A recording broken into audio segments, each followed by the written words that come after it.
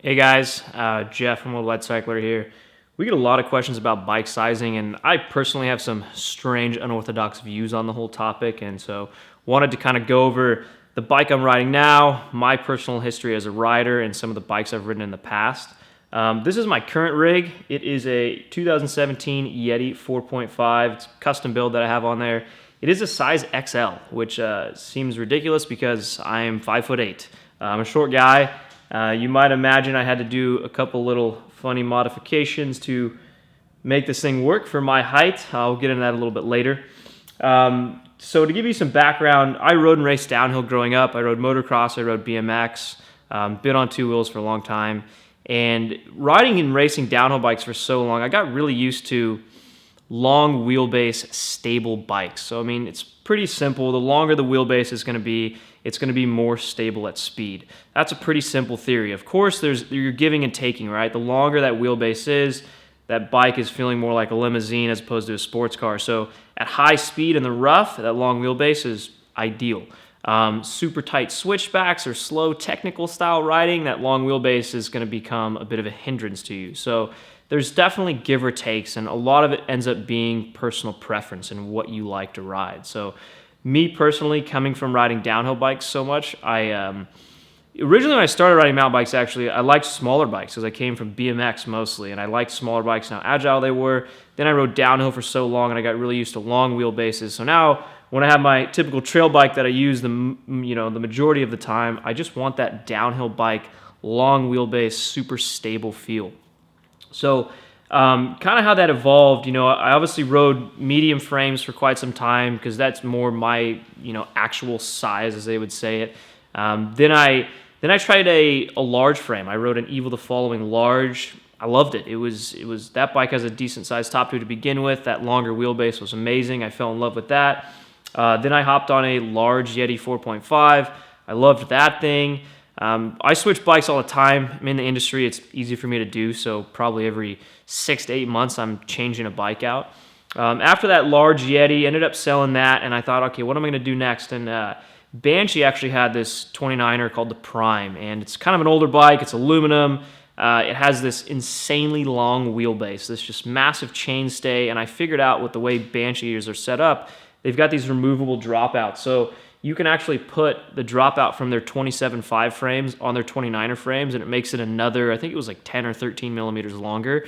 So it was a large size Banshee Prime 29er that was long to begin with, and then I put that longer chainstay on it. So then I just had this monster bike that was all Batmaned out.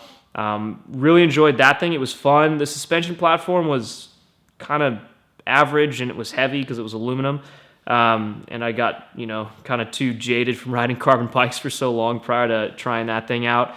So then I thought, okay, I want to ride a Yeti again. It was just the best suspension platform. I really enjoyed it. So, but I want to get back on a 4.5. That bike really suits, where I ride most of the time. Majority of the time I'm riding more mellow stuff, not cross country, not like bike parks or anything, but just like your general trail riding. A lot of the riding out here that I do, the majority of my time, 4.5 is just phenomenal for it. So I wanted to get back on that bike, and I was like, I want to take it a step further than just doing a large. I already did a large. I want to try an XL.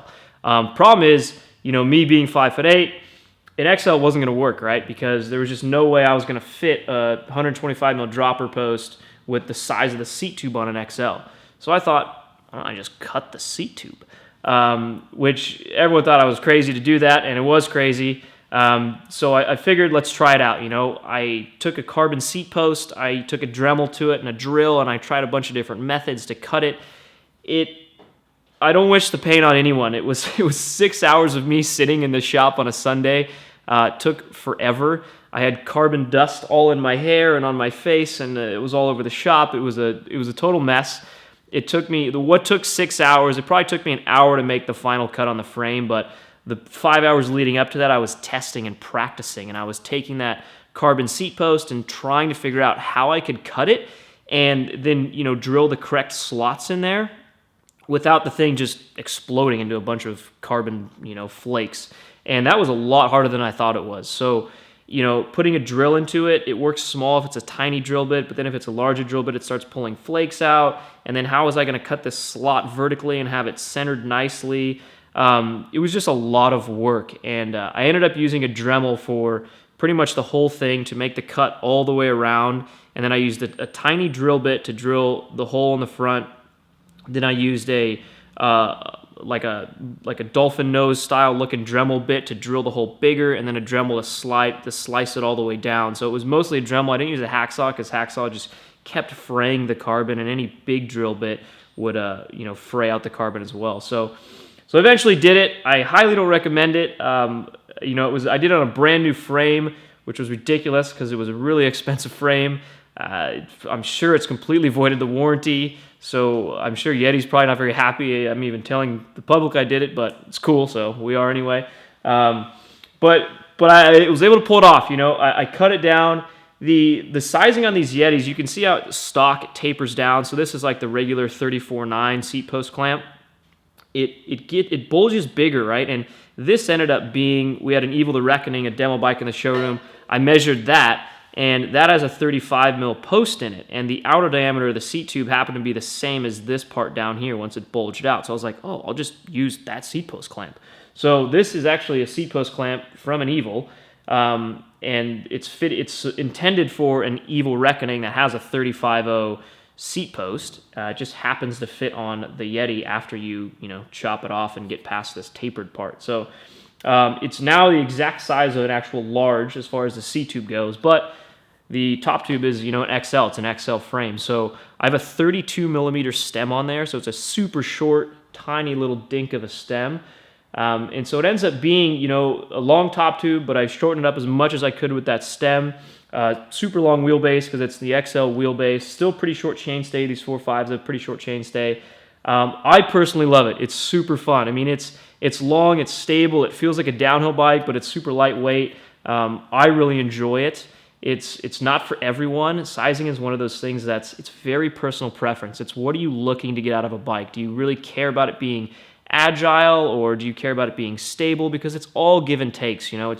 It's just like wheel size, 27.5 versus 29. There's not one better than the other. They're just different. They just handle different in different situations. And bike sizing is very similar. They handle different in different situations. A lot of that is, how short is that top tube that's going to make it easier to pull up or harder to pull the front wheel off the ground? How long is that wheelbase that's going to make it more stable at speed or less stable at speed, but more agile in technical situations? So it all depends on what you're looking for. A lot of the guys we get that come in here be more on the novice side of riding. I always recommend just what the manufacturers recommend. If you're not so far down the path, like I'm just down the path. I've ridden bikes for so long. I've ridden mountain bikes for over 10 years. Over 15 years now, and all different types of them. Whether it was downhill bikes or BMX bikes or cross country bikes. I've ridden so many different types of bikes that I've developed all of these crazy preferences and little things, and it's always not always just preferences, but sometimes it's just what I feel like. Like right now I kind of feel like riding an XL 29er because it's fun and it's what I'm craving right now. Maybe I'll go a different route and get on a size medium 27.5 bike next because I'll feel like I want to ride that. I always tell people too to not overthink sizing too much, because at the end of the day, like, if your bike is, as long as it's not horribly incorrectly sized for you, so you don't feel uncomfortable on it, as long as you feel comfortable riding the thing, just get a size that works for you, something that fits your preference, fits your riding style, and don't think about it. Just go ride your bike and have fun. I mean, that's what mountain bikes are for. It's funny to me in this industry, we see so many people debate and think a ton on just different stuff, and it's really just about getting what is a good setup and having fun.